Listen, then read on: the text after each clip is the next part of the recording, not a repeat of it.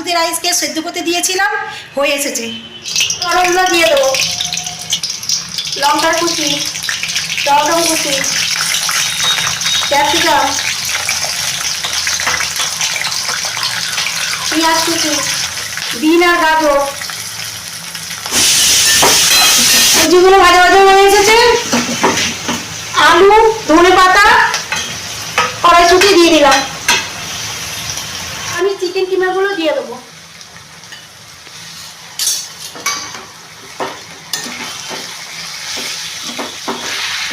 এবার স্বাদ মতো নুন, চিনি দিয়ে দেবো। এবার আমি রাইসটাকে দিয়ে দেবো।